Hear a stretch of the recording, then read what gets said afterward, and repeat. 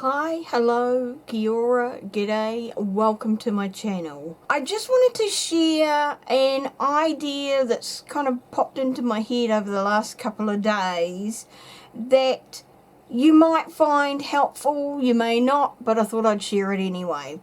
So it is a little cheat sheet that I have created of some of my dies. Now, at the moment I'm in the process of building up my ephemera because it's a wee bit low. So I have been stocking up on some dies through buying them in Temu. I've also bought some at craft shows, and so I'm now going through and starting to use them to create ephemera for my stash, just where it helps me cut down on the time it takes to cut things out. So what I've done is I've made a little wee cheat sheet here, and hopefully you can understand or see my scribbles. I've got one more to add to it, my recent purchase, which I finally found after goodness knows how long trying to find it. And that is the Tim Holtz, what's it called? Stitch slots. I should have remembered that. So what I've done is, for all my key dies that I'm wanting to do, I have simply made a little wee list of kind of the minimum size paper or paper scrap that I need in order to cut out that die. So for instance, this one here, I need something so that I've got a little bit over each side of 3 1/4. So 3 1/4 inches. Just double check, measure twice, cut once, by 4 inches. And then for the little wee, what's it called, label, is 2.5 inches by, now this is just a step that you only need to do once, so by 1 inch is plenty big enough.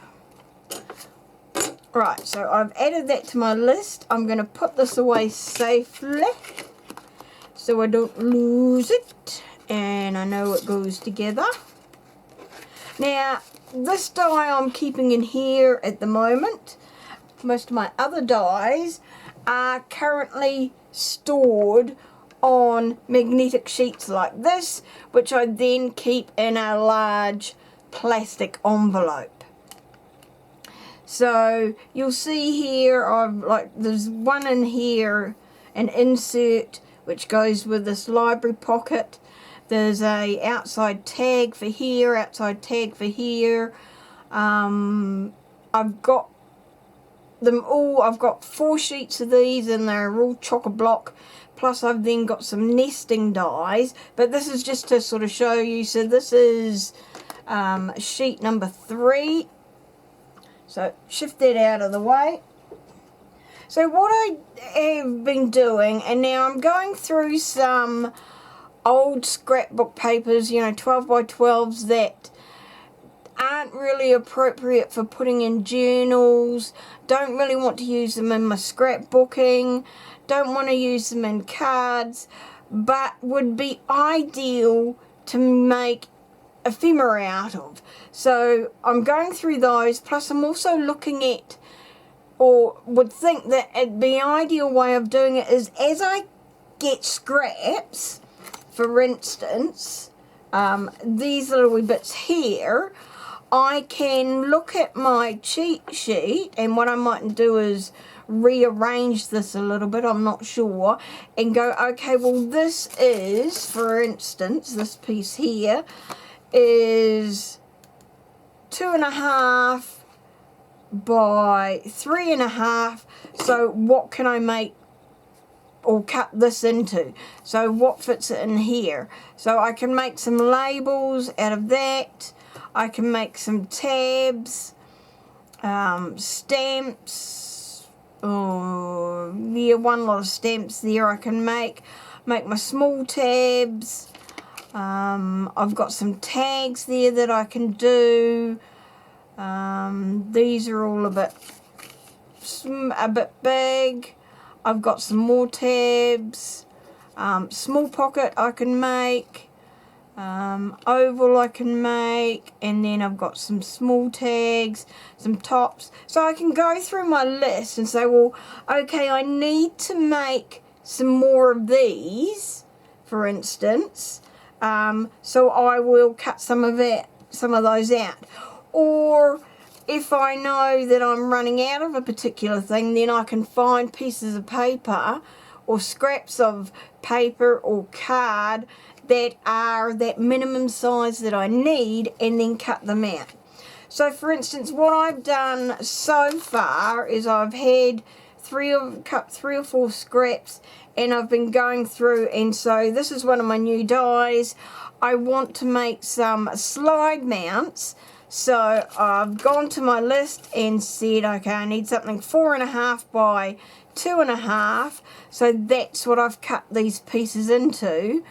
And that way I am going to be maximizing the use of a 12 by 12 and minimizing the waste from around here. But I also can like stack up and then do a whole lot of die cutting all together. So for instance, I've got my slide mounts. These are inserts for a pocket. These are some rounded tabs, and then there's a insert that goes on here. That was one of the ones I showed on that sheet.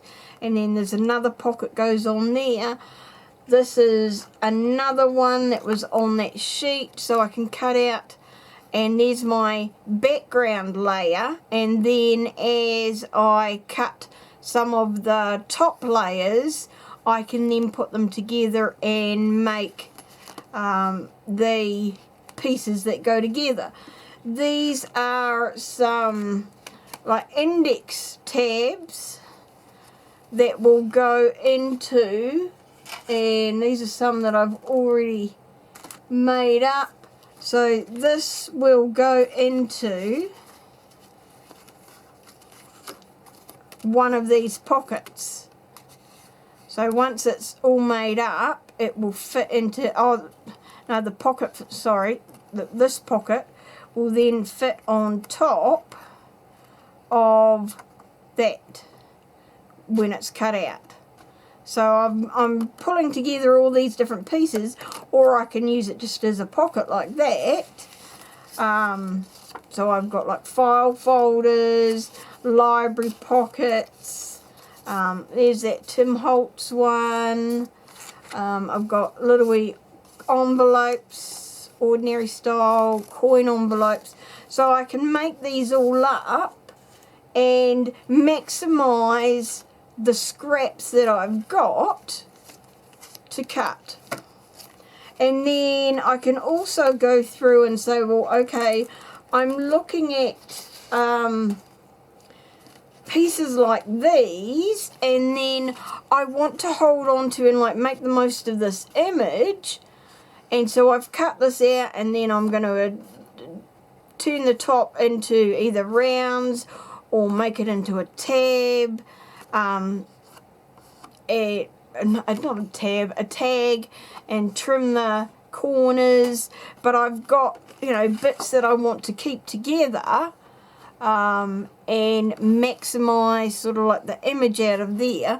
But I'm cutting out bits from around them as much as possible. So I'll layer these up again for die cutting. And, you know, I'm trying to get sort of